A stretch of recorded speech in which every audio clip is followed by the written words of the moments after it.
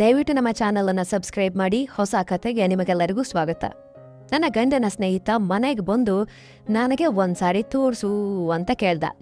ಬೇಡ ಬೇಡ ಅಂದ್ರು ಬಲವಂತವಾಗಿ ನೋಡ್ದ. ನನ್ನ ಗಂಡನ ಸ್ನೇಹಿತ ನಮ್ಮ ಮನೆಗೆ ಬಂದ. ಒಂದು ಬಾರಿ ತೋರಿಸ್ಬಾರ್ದೆ ಪ್ಲೀಸ್ ಅಂತ ಅಂದ. ನಮ್ಮ ಯಜಮಾನ್ರು ಮನೆಯಲ್ಲಿ ಇಲ್ಲ, ಬೇಡ ಬೇಡ ಅಂತ ಇದ್ರು ಬಲವಂತವಾಗಿ ನೋಡ್ದ. ಅದನ್ನು ನೋಡಿ ಅವನ ಬಾಯಲ್ಲಿ ನೀರೂರ್ತು. ನನ್ನ ಗಂಡ ನೋಡಿದ್ರೆ ಚೆನ್ನಾಗಿರೋದಿಲ್ಲ, ಹೋಗು ಅಂತಂದೆ. ಆದರೂ ಸರಿ ಹೋಗದೆ ಬಲವಂತವಾಗಿ ನೋಡ್ದ. ಹಾಯ್ ಫ್ರೆಂಡ್ಸ್, ಎಲ್ಲರಿಗೂ ನಮಸ್ಕಾರ. ನಾನೊಂದು ಹೊಸ ಕಥೆಯೊಂದಿಗೆ ನಿಮ್ಮ ಮುಂದೆ ಬರ್ತಾ ಇದ್ದೇನೆ. ಈ ಕಥೆಯನ್ನು ನೀವು ಕೊನೆಯವರೆಗೂ ನೋಡಿ ತುಂಬ ಅಂದರೆ ತುಂಬ ಎಂಜಾಯ್ ಮಾಡ್ತೀರಿ.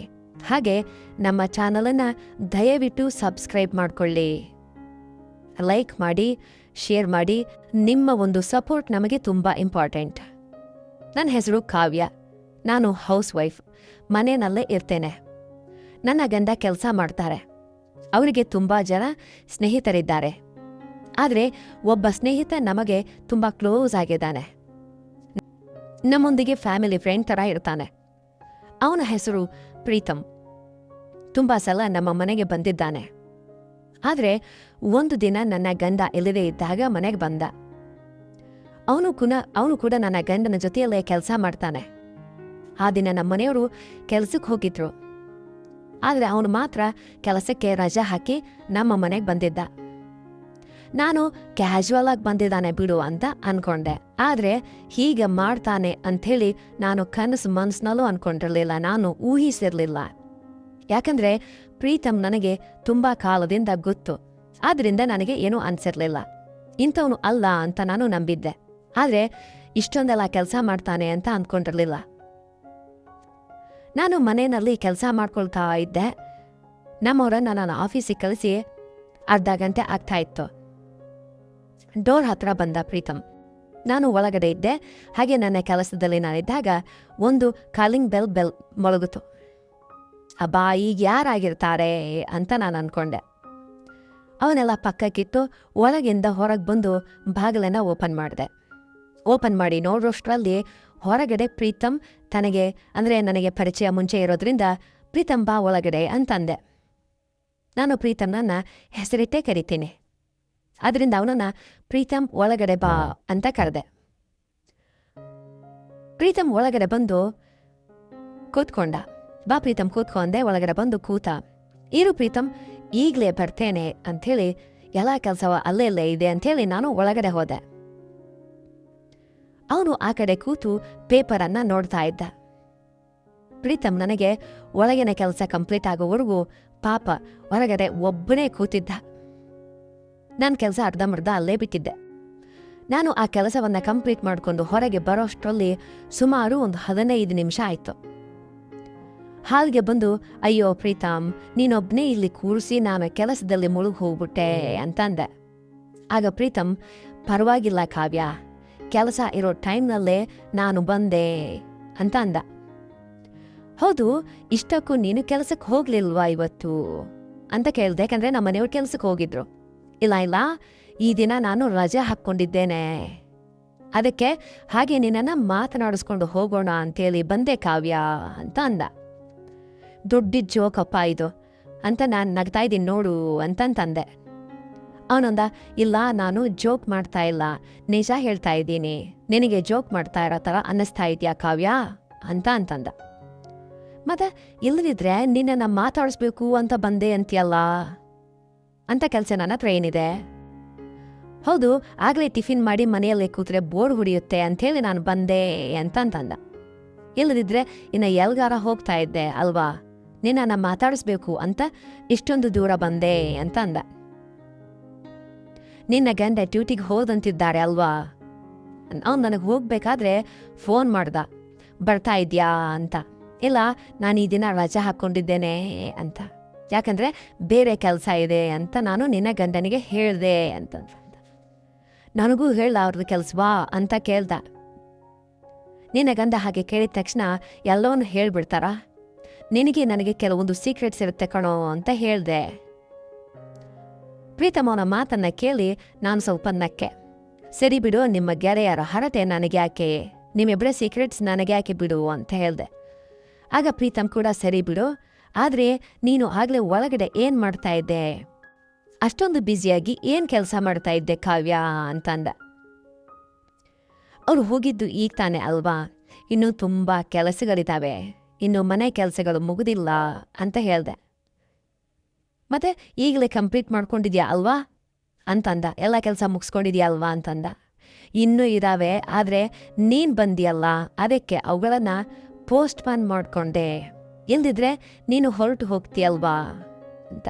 ಪರವಾಗಿಲ್ಲ ಕಾವ್ಯ, ನೀನು ಮಾಡ್ಕೊಳ್ತೇನೆ ಅಂದರೆ ಮಾಡ್ಕೋ, ನೀನು ಮಾಡ್ಕೊಳ್ತೇನೆ ಅಂದರೆ ನಾನು ಹೀಗೆ ಕೂತಿರ್ತೇನೆ, ನೀನೆಲ್ಲ ಕೆಲಸವನ್ನು ಮುಗಿಸ್ಕೋ ಅಂತ ಹೇಳ್ದ ಅವನು. ಆಮೇಲೆ ಮಾಡ್ಕೊಳ್ತೀನಿ ಬಿಡೋ, ಈಗಾಗಲೇ ನಿನ್ನನ್ನು 15 ನಿಮಿಷಗಳ ಕಾಲ ಒಬ್ಬನನ್ನೇ ಕೂರಿಸ್ಬಿಟ್ಟಿದ್ದೀನಿ, ನೀನು ಒಬ್ಬನೇ ಕೂತಿದ್ದೆ, ನೀನು ಕೂಡ ಫೀಲ್ ಆಗ್ತೀಯಾ ಅಂಥೇಳಿ ನಾನು ಬಂದೆ ಅಂತ ಹೇಳಿದೆ. ಅಂದರೆ ನಾನು ಫೀಲ್ ಆಗ್ತೀನಿ ಅಂತ ಮಾತ್ರ ನೀನು ಒಳಗಡೆ ಬಂದೆ, ಅಂದರೆ ಒಳಗಡೆಯಿಂದ ಬಂದೆ ಅಂದರ್ಥ ಅಂತಂದ. ಸರಿ ಬಿಡು, ನಿನ್ನ ಮಾತುಗಳಿಗೆ ಏನಂತೆ, ಇರು ನಾನು ಈಗಲೇ ಬರ್ತೇನೆ, ಒಳಗಡೆ ಹೋಗಿ ಕಾಫಿ ತರ್ತೇನೆ, ಓಕೆನಾ ಅಂತಂದೆ. ಆಗ ಅವನು ಓಕೆ ನನಗೆ ಕಾಫಿ ಅಂದರೆ ಬಹಳ ಇಷ್ಟ, ತುಂಬ ಇಷ್ಟ ಕಾಫಿ ಅಂದರೆ ಅಲ್ವಾ, ತಗೊಂಡು ಬಾ ಅಂತ ಅಂದ. ನಾನು ಒಳಗಡೆ ಹೋಗಿ ಹಾಲನ್ನು ಬಿಸಿ ಮಾಡಿಕೊಂಡು ಕಾಫಿ ಕಲಿಸ್ಕೊಂಡು ತಗೊಂಡು ಹಾಲ್ಗೆ ಬಂದೆ. ಈ ಕತೆ ತುಂಬ ಇಂಟ್ರೆಸ್ಟಿಂಗ್ ಆಗಿದೆ, ದಯವಿಟ್ಟು ಪೂರ್ತಿ ನೋಡಿ, ಚಾನಲನ್ನು ಸಬ್ಸ್ಕ್ರೈಬ್ ಮಾಡಿ. ಮತ್ತೆ ಇಬ್ರು ಎದುರು ಬುದ್ರು ಸೋಫಾ ಮೇಲೆ ಕೂತ್ಕೊಂಡು ಕಾಫಿ ಕುಡಿತಾ ತುಂಬ ಹೊತ್ತು ಮಾತನಾಡ್ಕೊಂಡ್ವಿ. ಆಗ ಮತ್ತೆ ಶುರುವಾಯ್ತು ನೋಡಿ ಅಸಲಿ ಕತೆ. ಮಾತಾಡ್ತಾ ನನ್ನನ್ನು ಏನೋ ಕೇಳಬೇಕು ಅಂತಂದ. ಹೇಳು ಪ್ರೀತಮ್ ಅಂತಂದೆ ನಾನು ಕೇಳಿದ್ಮೇಲೆ ನೀನು ಇಲ್ಲ ಅನ್ಬಾರ್ದು ಕಾವ್ಯ ಅಂತಂದ. ಸರಿ, ಮೊದಲು ಹೇಳು, ಇಲ್ಲ ಅನ್ಬೇಕಾ, ಹೌದನ್ಬೇಕಾ ಅಥವಾ ಓಕೆ ಅಂತ ಹೇಳ್ಬೇಕಾ ಅಂತನ್ನೋದನ್ನು ನಾನು ಆಮೇಲೆ ಡಿಸೈಡ್ ಮಾಡ್ತೇನೆ, ನೀನು ಮೊದಲು ಏನನ್ನ ನೋಡಬೇಕು ಹೇಳು ಅಂದೆ. ಮೊದಲು ನೀನಂತೂ ಏನು ಕೇಳಬೇಕು ಅಂದ್ಕೊಂಡಿದ್ಯೋ ಅದನ್ನು ನನ್ನನ್ನು ನೇರವಾಗಿ ಕೇಳು, ತಪ್ಪೇ ಇಲ್ಲ, you can ask anything to me ಅಂತ ಹೇಳಿದೆ. ಆಗ ಅವನು ಮುಜುಗರ ಪಡ್ತಾ ಇದ್ದ. ಪ್ರೀತಮ್ಗೆ ಇನ್ನೂ ಮದುವೆ ಆಗಿರಲಿಲ್ಲ. ಅವನಿಗೆ ಮದುವೆ ಮಾಡಬೇಕು ಅಂಥೇಳಿ ಪ್ರೀತಮ್ನ ಪೋಷಕರು, ಅವರ ಪೇರೆಂಟ್ಸು ತುಂಬ ಹಂಬಲಿಸ್ತಾ ಇದ್ರು. ಪ್ರೀತಮ್ಗೆ ಕೂಡ ಮದುವೆ ಮಾಡ್ಕೊಳ್ಬೇಕು ಅನ್ನೋ ಹಂಬಲ ಹೆಚ್ಚಾಗಿಯೇ ಇತ್ತು. ನಮ್ಮ ಮದುವೆಯಾಗಿ 3 ವರ್ಷ ಆಗಿತ್ತು. ಅಂದಿನಿಂದ ನೋಡ್ತಾ ಇದ್ದಾರೆ. ಪ್ರೀತಮ್ಗೆ ಮದುವೆ ಮಾಡಬೇಕು ಅಂದರೆ ಎಲ್ಲೂ ಸೆಟ್ ಆಗ್ತಾ ಇಲ್ಲ. ಅದೇ ಸಮಯದಲ್ಲಿ ಪ್ರೀತಮ್ ನನ್ನನ್ನು ಕೇಳ್ತೇನೆ ಅಂದಿದ್ದು ಏನಂತ ಗೊತ್ತಾ, ಕಾವ್ಯ ಒಂದು ಬಾರಿ ಪ್ಲೀಸ್ ಅದನ್ನು ತೋರಿಸ್ತೀಯಾ, ನನಗೆ ನೋಡಬೇಕು, ತುಂಬ ಆಸೆಯಾಗಿದೆ ಅಂತ ಅಂದ. ಅದು ಅಂದರೆ ಏನು ಪ್ರೀತಮ್, ಏನು ತೋರಿಸ್ಬೇಕು ಅಂತ ಗಟ್ಟಿಯಾಗಿ ಕೇಳಿದೆ ನಾನು. ಅದೇ ಇಷ್ಟರವರೆಗೆ ನಾನು ನೋಡಿಲ್ವಲ್ಲ, ಅದನ್ನು ಒಂದೇ ಒಂದು ಬಾರಿ ಪ್ಲೀಸ್ ತೋರಿಸು. ಏನ್ ಪ್ರೀತಮ್, ಹುಚ್ಚಾಗಿದ್ಯಾ ನಿಂಗೆ, ಹುಚ್ಚಿಡ್ತಿದ್ಯಾ ನಿನ್ಗೆ ಅಂದೆ. ಅದೇನು ಕಾವ್ಯ, ಆಗ್ಲೇ ಹೇಳಿದ್ನೆಲ್ಲ ನೀನು ಇಲ್ಲ ಅನ್ಬಾರ್ದು ಅಂತ, ಮತ್ತೆ ಹೀಗೆ ಮಾತಾಡ್ತಾ ಇದ್ಯಾ ಅಂದ. ಮೊದಲು ನೀನು ಕೋಪ ಮಾಡ್ಕೊಳ್ಳೋದನ್ನ ನಿಲ್ಲಿಸು, ನಾನು ಕೇಳಿದ ವಿಷಯ ನೋಡು ಕಾವ್ಯ. ಪ್ರೀತಮ್ ಮುಂಚೆ ಹೇಳ್ತಾ ಇದ್ದೀನಿ, ನೀನು ಸ್ವಲ್ಪ ಹೊತ್ತು ಇರ್ತೇನೆ ಅಂತಂದ್ರೆ ಇರು ಇಲ್ಲಿ, ಆದರೆ ಇಂಥ ಹುಚ್ಚುಚ್ಚು ವಿಚಾರಗಳನ್ನು ನನ್ನನ್ನು ಕೇಳಿ ಇರುಸು ಮುರುಸು ಮಾಡಬೇಡ ಅಂತಂದೆ. ಅದೇನ್ ಕಾವ್ಯ ಹಾಗಂತ್ಯ, ಒಂದೇ ಬಾರಿ ತೋರಿಸು ನೋಡೋಗ್ಬಿಡ್ತೇನೆ ಅಂತಂದ. ನಾನು ಏನನ್ನೋ ತೋರಿಸೋದಿಲ್ಲ, ನೀನು ಬಾಯಿಯನ್ನು ಮುಚ್ಕೊಂಡು ಇರು ಫಸ್ಟು ಅಂದೆ. ಆದರೂ ಕೇಳ್ದೇನೆ ನನ್ನನ್ನು ಬಲವಂತ ಮಾಡ್ತಾನೇ ಇದ್ದ. ಅವನು ಎಷ್ಟು ಬಲವಂತ ಮಾಡಿದ್ರೂ ನಾನು ತೋರಿಸೋದಿಲ್ಲ ಅಂಥೇಳಿ ಗಟ್ಟಿಯಾಗಿ ಹೇಳ್ತಾ ಇದ್ದೇನೆ. ಅಯ್ಯೋ, ನನಗಿರುವ ಈ ಸಣ್ಣ ಕೋರಿಕೆಯನ್ನು ಕೂಡ ತೀರಿಸಲಾರ್ದಿಯಾ ಕಾವ್ಯ? ಇಷ್ಟೇನಾ ನನ್ನ ಮೇಲೆ ಇರೋ ನಂಬಿಕೆ, ಪ್ರೀತಿ, ನನ್ನ ಮೇಲೆ ಇರೋ ರೆಸ್ಪೆಕ್ಟ್, ನನ್ನ ಮೇಲೆ ಇರೋ ಫ್ರೆಂಡ್ಶಿಪ್, ಇಷ್ಟೇನಾ? ತೋರಿಸೋದಿಲ್ವಾ? ನಾನು ನಿನ್ನ ಗಂಡ ಇದ್ದಾಗ, ಅವನು ಇರುವಾಗ ನಿನ್ನನ್ನು ಏನೂ ಕೇಳೋದಕ್ಕೆ ಸಾಧ್ಯ ಇಲ್ಲ. ಅದಕ್ಕೆ ಈಗ ನೀನು ತೋರಿಸ್ತೀಯಾ ಅನ್ನೋ ಆಸೆಯಿಂದ ಕೆಲಸಕ್ಕೆ ರಜೆ ಹಾಕ್ಕೊಂಡು ಮತ್ತೆ ಬಂದಿದ್ದೀನಿ. ಆದರೂ ನೀನು ಹೀಗೆ ಹಠ ಮಾಡ್ತಾ ಇದ್ಯಾ, ಎಷ್ಟು ಕೇಳಿದ್ರೂ ತೋರಿಸ್ತಾ ಇಲ್ಲ ಅಂತ ಹಠ ಮಾಡ್ತಾ ಇದ್ಯಾ. ಯಾರು ಇಲ್ದಿದ್ರಾಗ ಮಾತ್ರ ಸಾಧ್ಯವಾಗುತ್ತೆ ಅಂತ ಅಲ್ವಾ, ಅದಕ್ಕೆ ನಾನು ಬಂದೆ ಅಂದ. ಅಂದರೆ ನೀನು ಬೇಕಂತಲೇ ಪಕ್ಕ ಪ್ಲಾನ್ ಮಾಡಿಕೊಂಡು ನನ್ನ ಹತ್ರ ಬಂದಿದ್ಯಾ ಅಂದರ್ಥ. ಇದು ಏನು ಚೆನ್ನಾಗಿಲ್ಲ ಪ್ರೀತಮ್, ದಯವಿಟ್ಟು ಇನ್ನೇನು ಮಾತಾಡಬೇಡ, ನೀನು ನನಗೆ ಏನು ಹೇಳಬೇಡ. ನನಗೆ ತುಂಬ ಕೆಲಸ ಇದೆ ಅಂಥೇಳಿ ನಾನು ಒಳಗಡೆ ಹೋಗ್ಬಿಟ್ಟೆ. ಅದೇನ್ ಕಾವ್ಯ ಹಾಗೆ ಮಾತಾಡ್ದೆ ಹೋಗ್ತಾ ಇದ್ಯಾ ಅಂತ ನನ್ನ ಹಿಂದೆನೇ ಬಂದ ಅವನು. ಪ್ಲೀಸ್ ತೋರಿಸು ಒಂದೇ ಒಂದ್ಸಾರಿ ಅಂಥೇಳಿ ನನ್ನ ಕೈಯನ್ನ ಹಿಡಿದುಕೊಂಡು ಬೆಡ್ರೂಮ್ಗೆ ಎಳೆದುಕೊಂಡು ಹೋದ. ಬಿಡು ಬಿಡು ಅಂತ ಎಷ್ಟೇ ಕೇಳಿಕೊಂಡ್ರು ಪ್ರೀತಮ್ ನನ್ನ ಕೈಯನ್ನ ಗಟ್ಟಿಯಾಗಿ ಎಳೆದುಕೊಂಡು ಬಿಡದೆ ಬೆಡ್ರೂಮ್ಗೆ ಕರೆದುಕೊಂಡು ಹೋದ. ಅಷ್ಟಕ್ಕೆ ಸುಮ್ಮನಾದೆ ಅಂದ್ರೆ ಸುಮ್ಮನಾಗಲಿಲ್ಲ. ಬೆಡ್ ಮೇಲೆ ನನ್ನನ್ನು ಕೂರಿಸ್ದ. ಅವನು ನನ್ನ ಕಾಲುಗಳ ಹತ್ತಿರ ಕೆಳಗೆ ಕೂತ್ಕೊಂಡ. ನಾನು ಆಗ ನೈಟಿಯಲ್ಲಿ ಇದ್ದೆ. ನಾನಿನ್ನ ಸ್ನಾನ ಮಾಡಿರಲಿಲ್ಲ. ಈಗ ತೋರಿಸು ಅಂದ. ನಿನ್ನ ಗಂಡ ಇಲ್ಲವಲ್ಲ, ತೋರಿಸಿದ್ರೆ ಏನಾಗತ್ತೆ, ನಿನಗೇನಾದರೂ ತೊಂದರೆನಾ? ನಾನು ಒಬ್ಬನೇ ಅಲ್ವಾ ಇರೋದು ಅನ್ನುತ್ತಾ ನನ್ನನ್ನು ಇಕ್ಕಟ್ಟಿಗೆ ಸಿಲಿಸಿದ. ಎಷ್ಟು ಬೇಡ್ಕೊಂಡ್ರು ನಾನು ಇಲ್ಲ ಅಂದಿದ್ದಕ್ಕೆ ಪ್ರೀತಮ್ ತೋರಿಸ್ತೀಯಾ ಅಥವಾ ನಾನೇ ನೋಡ್ಲಾ ಅಂತಂದ. ಏನು ನೀನ್ ನೋಡ್ತೀಯಾ? ಏನ್ ಮಾಡ್ತಾ ಇದ್ಯಾ? ಏನ್ ಕೇಳ್ತಾ ಇದ್ಯಾ? ನಿನಗೆ ಅರ್ಥ ಆಗ್ತಾ ಇದೆಯಾ ಪ್ರೀತಮ್ ಅಂತ ಹೇಳ್ದೆ. ಯಾಕೀಗೆ ನನ್ನ ಗಂಧ ಇಲ್ಲದೆ ಇದ್ದಾಗ ಬಂದು ನನ್ನನ್ನು ತೊಂದರೆ ಮಾಡ್ತಾ ಇದೆಯಾ? ಮುಂಚಿನ ಥರ ಇಲ್ಲ ನೀನು ಮುಂಚೆ ಯಾವತ್ತೂ ಇಂಥದ್ದನ್ನ ಏನೂ ಕೇಳಿಲ್ಲ ಅಲ್ವಾ ಅಂತಂದೆ. ಅದೇನ್ ಕಾವ್ಯ ಹಾಗಂತ್ಯಾ? ನಾನು ಈ ವಿಷಯದ ಬಗ್ಗೆನೇ ಹೇಳ್ತಾ ಇದ್ದೇನೆ ಅಲ್ವಾ? ಇದರಲ್ಲಿ ನೀನನ್ನ ತೊಂದರೆ ಮಾಡೋದೇನಿದೆ? ತೊಂದರೆ ಮಾಡೋದಲ್ಲಂದ್ರೆ ಇನ್ನೇನು ಪ್ರೀತಮ್? ಪ್ಲೀಸ್ ಬೇಡ ಬೇಡ ಅಂದರೆ ನೀನು ತೋರಿಸೋದಿಲ್ಲ ಬಿಡು ಅಂಥೇಳಿ ಬಲವಂತವಾಗಿ ಅದನ್ನು ಓಪನ್ ಮಾಡಿ ಮೇಲೆತ್ತಿ ನೋಡ್ಬಿಟ್ಟ. ನನಗೆ ತುಂಬ ಕೋಪ ಬಂತು. ಆದರೂ ಸರಿ, ಅವನನ್ನ ನೋಡ್ಬೇಕಂದುಕೊಂಡಿದ್ದನ್ನ ನೋಡ್ಬಿಟ್ಟ. ಒಟ್ಟಿನಲ್ಲಿ ಅಂದುಕೊಂಡಿದ್ದನ್ನ ಸಾಧಿಸಿದೆ ಅಲ್ವಾ ಪ್ರೀತಮ್? ಆಗ ಮತ್ತೆ ಇಷ್ಟು ದಿನ ಕಾಯ್ಬೇಕು ಕಾವ್ಯ, ಯಾವತ್ತು ನಿಂದು ಅಂದ್ಕೊಳ್ತಾ ಇದ್ದೆ ನಿನ್ನ ಹತ್ರ ನಾನು.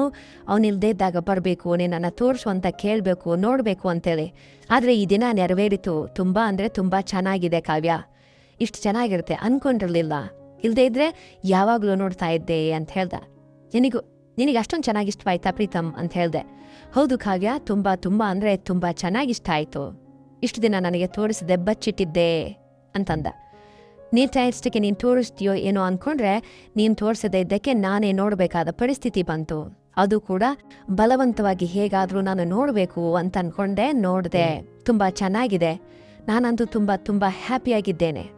ನೀನು ತೋರಿಸಿದ್ದಕ್ಕೆ ಅಲ್ಲ, ನನ್ನಷ್ಟಕ್ಕೆ ನಾನು ನಿನ್ನನ್ನು ಬಲವಂತ ಮಾಡಿ ನೋಡಿದ್ದಕ್ಕೆ ಹ್ಯಾಪಿಯಾಗಿ ಫೀಲ್ ಆಗ್ತಾ ಇದ್ದೇನೆ ಅಂತಂದ.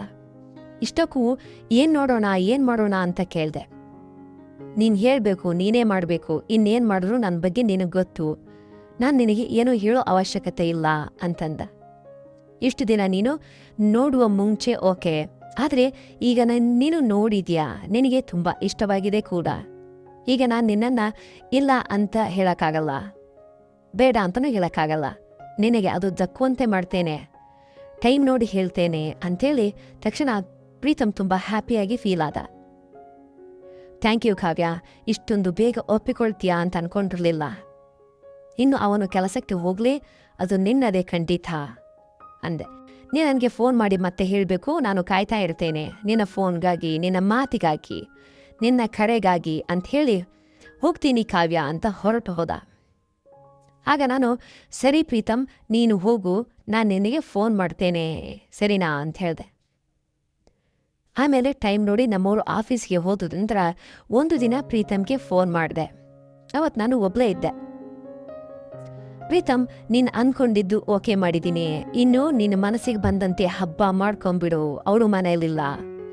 ನೀನು ಓಕೆ ಮಾಡಿದೆ ಅಂದರೆ ಇನ್ನು ನನಗೆ ನಿಜವಾಗಿಯೂ ಹಬ್ಬವೇ ಕಾವ್ಯ, ಮತ್ತೆ ಯಾವಾಗ ಭೇಟಿಯಾಗೋದು ಅಂತ ಹೇಳ್ದ ಫೋನಲ್ಲಿ. ಈ ದಿನಾನೇ ಮಧ್ಯಾಹ್ನ ನಮ್ಮ ಮನೆಗೆ ಬಾ ಅಂತ ಹೇಳಿದೆ. 30 ನಿಮಿಷಗಳಲ್ಲಿ ಆಫೀಸ್ನಿಂದ ನಮ್ಮ ಮನೆಗೆ ಓಡ್ ಬಂದ ಅವನು. ಅಪ್ಪ ಪ್ರೀತಮ್, ಇಷ್ಟೊಂದು ಹಸಿವಿದೆ, ಫೋನ್ ಮಾಡಿದ ತಕ್ಷಣ ಬಂದುಬಿಟ್ಟೆ ಅಂತಂದೆ. ಮತ್ತೆ ಅಪರೂಪಕ್ಕೆ ನೀನು ಫೋನ್ ಮಾಡಿ ಓಕೆ ಬೇಗ ಬಾ ಅಂತಂದ್ರೆ ಬಾರ್ದೆ ಹೀಗೆ ಇರ್ತೇನಾ? ನಾನು ಕಾಯ್ತಾ ಇದ್ದೀನಿ ಅಂದ. ಸರಿ ಬಿಡು, ಇಷ್ಟೇನಾ ಅಥವಾ ಏನಾದರೂ ಇದೆಯಾ? ಅಷ್ಟೇ ಅಂತಂದ. ಮತ್ತೆ ನನಗೆ ನೇರವಾಗಿ ತೋರಿಸ್ತೇನೆ ಅಂದ್ಯಲ್ಲ, ತೋರಿಸು. ನಿನಗೆ ಹತ್ರ ಹೆಚ್ಚಾಗಿದೆ ಪ್ರೀತಮ್, ತಾಳ್ಮೆ ಇರಲಿ ಅಂದೆ. ಇಲ್ಲ, ಇನ್ನು ನಾನು ತಾಳ್ಮೆಯಿಂದ ಇರ್ಲಾರೆ, ಖಂಡಿತ ತೋರಿಸ್ಲೇಬೇಕು, ಬೇಗ ತೋರಿಸು ಕಾವ್ಯ ಅಂತ ಹೇಳಿ ನನ್ನನ್ನು ಪರಿಪರಿಯಾಗಿ ಬೇಡ್ಕೊಂಡ ಅವನು. ನಾನು ಅವ್ನು ಬೇಡ್ಕೊಳ್ತಾನೆ ಅಂತ ಅನ್ಕೊಂಡಿರ್ಲಿಲ್ಲ. ಆಗ ನಿನ್ನನ್ನು ಇನ್ನೂ ಕಾಡಿಸಲಾದೆ, ಆದರೆ ನಿನ್ನ ಹಸಿವನ್ನು ತಡೆಯೋದಕ್ಕೆ ತೋರಿಸ್ತೇನೆ ಅಂಥೇಳಿ ಅವನನ್ನ ಬೆಡ್ರೂಮ್ಗೆ ಕರೆದುಕೊಂಡು ಹೋದೆ. ಒಳಗಡೆ ಹೋದ ತಕ್ಷಣ ತೋರಿಸಿದೆ. ಅದು ನೋಡಿದ ಪ್ರೀತಮ್ನ ಮುಖ ಬೆಳಗ್ಬಿಟ್ಟಿತು. ಆಹಾ, ಎಷ್ಟೊಂದು ಸುಂದರವಾಗಿದೆ, ಇದು ನಿಜಕ್ಕೂ ತುಂಬಾ ಸುಂದರವಾಗಿದೆ. ಥ್ಯಾಂಕ್ ಯು ಕಾವ್ಯ ಅಂತಂದ. ನಾನು ಲೈಫ್ನಲ್ಲಿ ಮರೆಯಲಾಗದ ದಿನ ಇದು. ನಿಜಕ್ಕೂ ಇಷ್ಟು ಅಂದವನ್ನ ಇದೇ ಮೊದಲ ಬಾರಿಗೆ ನಿನ್ನನ್ನು ನೋಡೋದು ಅಂತಂದ. ಇಂತಹ ಒಂದು ದಿನ ಬರುತ್ತೆ ಅಂಥೇಳಿ ಕೂಡ ನಾನು ಊಹಿಸಿರ್ಲಿಲ್ಲ ಕಾವ್ಯ. ಆದರೆ ಅದು ನಿನ್ನಿಂದಾನೇ ಬಂತು, ನಿನ್ನಿಂದಾನೇ ನೋಡೋದಕ್ಕೆ ಸಾಧ್ಯ ಆಯಿತು ಅಂಥೇಳಿ ಎಮೋಷ್ನಲ್ ಆಗಿಬಿಟ್ಟ. ಪ್ರೀತಮ್, ಓಕೆ ಪರವಾಗಿಲ್ಲ ಬಿಡು, ನೀನು ನನಗೆ ಬೇಕಾದವನು, ಅದಕ್ಕೆ ತೋರಿಸ್ದೆ, ಇಲ್ಲದೇ ಇದ್ದರೆ ನಾನು ನಿನಗೆ ಯಾಕೆ ತೋರಿಸ್ತಾ ಇದ್ದೆ ಅಂತಂದೆ. ನೀನು ನನ್ನ ಗಂಡನ ಪ್ರಾಣ ಸ್ನೇಹಿತ, ಕ್ಲೋಸ್ ಫ್ರೆಂಡ್. ಇನ್ನು ನಿನ್ನ ಬಗ್ಗೆ ಅಲ್ಲದೆ ಇನ್ನಾರ ಬಗ್ಗೆ ನಾನು ಕೇರ್ ತೆಗೆದುಕೊಳ್ತೇನೆ ಅಂತಂದೆ. ಆತ ಕಡೆಯಿಂದ ಒಂದು ವಾಯ್ಸ್ ಬಂತು, ನೀವೇ ಮಾತಾಡ್ಕೊಳ್ತೀರಾ, ನನ್ನೊಂದಿಗೆ ಏನಾದರೂ ಮಾತಾಡೋದಿದ್ಯಾ ಅಂಥೇಳಿ. ಅಯ್ಯೋ ಹಾಗೇನಿಲ್ಲ, ನೀವು ಮಾತಾಡ್ತಾ ಇರಿ ಅಂಥೇಳಿ ನಾನು ಹೊರಗಡೆ ಬಂದೆ. ಇಷ್ಟಕ್ಕೂ ಒಳಗಡೆ ಇನ್ನೊಬ್ರು ಯಾರಿದ್ದಾರೆ ಅಂತ ಅನ್ಕೊಳ್ತಾ ಇದ್ದೀರಾ? ಹೌದು, ನನ್ನ ಫ್ರೆಂಡ್ ಯಶಸ್ವಿನಿ. ಪ್ರೀತಮ್ ನನ್ನನ್ನು ಆ ದಿನ ನಮ್ಮ ಮನೆಗೆ ಬಂದು ಫೋರ್ಸ್ ಮಾಡಿದ ವಿಷಯ ಕೂಡ ಅದೇ. ತೋರಿಸು ಅಂಥೇಳಿ ಕೇಳಿದ ವಿಷಯ ಕೂಡ ಅದೇ. ಒಂದು ದಿನ ಎಲ್ಲರೂ ಇದ್ದಾಗ ನನಗೆ ಒಬ್ಬ ಕ್ಲೋಸ್ ಫ್ರೆಂಡ್ ಇದ್ದಾಳೆ, ಅವಳಿಗೆ ಕೂಡ ಇನ್ನು ಮದುವೆ ಆಗಿಲ್ಲ ಅನ್ನೋ ವಿಷಯವನ್ನ ಅವಳೊಂದಿಗೆ ನಾನು ಹೇಳಿದ್ದೆ. ಆ ವಿಷಯವನ್ನ ಚೆನ್ನಾಗಿ ನೆನಪಿಟ್ಟುಕೊಂಡ ಪ್ರೀತಮ್ ನನ್ನ ಗಂಡನ ಮುಂದೆ ಕೇಳಿದ್ರೆ ಚೆನ್ನಾಗಿರೋದಿಲ್ಲ ಅಂಥೇಳಿ ಅವನು ರಜಾ ಹಾಕ್ಕೊಂಡು ನನ್ನ ಪತಿ ಕೆಲಸಕ್ಕೆ ಹೋದ ನಂತರ ಬಂದ. ಆ ರೂಮಲ್ಲಿ ಇಬ್ಬರೇ ಇದ್ರು, ಬೆಡ್ರೂಮಲ್ಲಿ. ತೋರಿಸುವಂತೇಳಿ ನನ್ನನ್ನು ತೊಂದರೆ ಪಡಿಸಿ ನಾನು ಇನ್ನೇನೋ ಅಂದುಕೊಳ್ಳುವಂತೆ ಮಾಡಿದ್ದ. ಸ್ವಲ್ಪ ಸಮಯದವರೆಗೂ ನನಗೆ ಅರ್ಥವಾಗಿರಲಿಲ್ಲ ಅವನು ಏನು ಕೇಳ್ತಾ ಇದ್ದಾನೆ ಅಂಥೇಳಿ. ಆದರೆ ತಾನಾಗಿಯೇ ಬಲವಂತವಾಗಿ ನೋಡುವವರೆಗೂ ನನಗೂ ತಿಳಿದಿರಲಿಲ್ಲ. ನಾನು ತೋರಿಸೋದಿಲ್ಲ ಅಂತಂದ್ರೂ ಬೇರೆಯಾಗಿ ಅರ್ಥ ಮಾಡ್ಕೊಂಡ ಅವನು ಬಲವಂತವಾಗಿ ನೋಡ್ದ. ಬೀರು ಓಪನ್ ಮಾಡಿ ಅದನ್ನ ಮೇಲೆ ಎತ್ತಿ ಮತ್ತೆ ನೋಡ್ದ. ಅದೇ ಅಲ್ಮಾರಿ ಡೋರ್ ಮೇಲೆತ್ತಿ ಅದರಲ್ಲಿರುವ ಫೋಟೋ ಆಲ್ಬಮ್ ತೆಗೆದು ನೋಡಿದ್ದ. ಅದನ್ನ ಅಂದೆ, ಅಷ್ಟು ಚೆನ್ನಾಗಿ ಇಷ್ಟವಾಯ್ತಾ ಅಂಥೇಳಿ. ಆ ಫೋಟೋ ನೋಡಿದ ತಕ್ಷಣ ಪ್ರೀತಮ್ಗೆ ಯಶಸ್ವಿನಿ ತುಂಬ ಇಷ್ಟವಾಯ್ತು. ಹೇಗಾದರೂ ನೀನೇ ಓಕೆ ಮಾಡಿಸ್ಬೇಕು ಅಂಥೇಳಿ ರಿಕ್ವೆಸ್ಟ್ ಮಾಡಿ ಆ ದಿನ ಹೊರಟು ಹೋದ. ನಾನು ಖಂಡಿತ ಓಕೆ ಮಾಡ್ತೇನೆ ಅಂಥೇಳಿ ಒಂದು ದಿನ ನನ್ನ ಫ್ರೆಂಡ್ ಜೊತೆ ಮಾತನಾಡಿದೆ. ಅವಳು ಕೂಡ ಒಪ್ಪಿಕೊಳ್ಳೋದ್ರಿಂದ ಮನೆಗೆ ಕರೆದಿದ್ದೆ. ಆದ್ದರಿಂದ ಪ್ರೀತಮ್ಗೆ ಫೋನ್ ಮಾಡಿ ತೋರಿಸ್ತೇನೆ ಬಾ ಅಂದ ತಕ್ಷಣ ಅವನು ಓಡೋಡಿ ನಮ್ಮ ಮನೆಗೆ ಬಂದ್ಬಿಟ್ಟ. ಹಾಗೆ ನೋಡೋದಕ್ಕೆ ಬಂದ ಪ್ರೀತಮ್ ಬೆಡ್ರೂಮ್ನಲ್ಲಿ ಇಬ್ಬರು ತುಂಬಾ ಹೊತ್ತು ಯಶಸ್ವಿಯೊಂದಿಗೆ ಮಾತನಾಡಿಕೊಂಡ. ಒಬ್ಬರ ಬಗ್ಗೆ ಒಬ್ಬರು ಚೆನ್ನಾಗಿ ತಿಳಿದುಕೊಂಡ್ರು, ಮನಸ್ಸು ಬಿಚ್ಚಿ ಮಾತಾಡಿದ್ರು, ಒಬ್ಬರ ವಿಷಯಗಳನ್ನು ಒಬ್ಬರ ಶೇರ್ ಮಾಡಿಕೊಂಡ್ರು. ಅದೇ ದಿನ ಸಾಯಂಕಾಲ ರಾತ್ರಿ ನಡೆದಿದ್ದನ್ನೆಲ್ಲ ನನ್ನ ಗಂಡನೊಂದಿಗೆ ಹೇಳಿದೆ. ಹೀಗೆ ನನ್ನ ಫ್ರೆಂಡನ್ನ ಪ್ರೀತಮ್ ಇಷ್ಟಪಟ್ಟಿದ್ದಾನೆ, ಅವಳೊಂದಿಗೆ ನಾನು ಮಾತಾಡಿ ಓಕೆ ಮಾಡಿಸ್ದೆ. ಇನ್ನು ಮುಂದಿರೋದು ಅವರ ಮದುವೆ. ಇದೆಲ್ಲ ಓಕೆ ಆದರೆ ನನಗೆ ಹೇಳಬೇಕು ಅಂತ ಅನ್ಕೊಂಡೆ, ಅದಕ್ಕೆ ಹೇಳಿಲ್ಲ ಅಂಥೇಳಿ ನನ್ನ ಗಂಡನಿಗೆ ಹೇಳಿದೆ. ಅವರು ಕೂಡ ವೆರಿ ಗುಡ್, ಅವನಿಗೂ ಒಳ್ಳೇದು ಮಾಡಿದೆ, ಇನ್ನು ಅವನನ್ನು ಒಂದು ಮನೆಯ ಅಂತನಾಗಿ ಅಂದರೆ ಸಂಸಾರಸ್ಥನಾಗಿ ಮಾಡಿದೆ ಅಂತ ಹೇಳಿದ್ರು. ಹಾಗೆ ಪ್ರೀತಮ್ ನನ್ನ ಹತ್ತಿರ ಬಂದು ಬಲವಂತವಾಗಿ ಬೇಡ ಅಂದ್ರು ತೋರಿಸು ಅಂದಂದ. ಅವನು ನೋಡಬೇಕು ಅಂತ ಅನ್ಕೊಂಡಿದ್ದನ್ನು ಸಾಧಿಸಿದ, ಮದುವೆ ಮಾಡಿಕೊಂಡು ಒಬ್ಬ ಸಂಸಾರಸ್ಥನಾದ. ಪ್ರೀತಮ್ ನಾನು ಮಾಡಿದ ಕೆಲಸಕ್ಕೆ ನನ್ನೊಂದಿಗೆ ಯಾವಾಗಲೂ ಕೃತಜ್ಞತೆಯಿಂದಲೇ ಇರ್ತಾನೆ. ಈ ವಿಡಿಯೋವರೆಗೂ ಕೊನೆಯವರೆಗೂ ನೋಡಿದ ಪ್ರತಿಯೊಬ್ಬರಿಗೂ ಧನ್ಯವಾದಗಳು. ದಯವಿಟ್ಟು ನಮ್ಮ ಚಾನಲನ್ನು ಸಬ್ಸ್ಕ್ರೈಬ್ ಮಾಡಿ, ಲೈಕ್ ಮಾಡಿ, ಶೇರ್ ಮಾಡಿ. Thank you.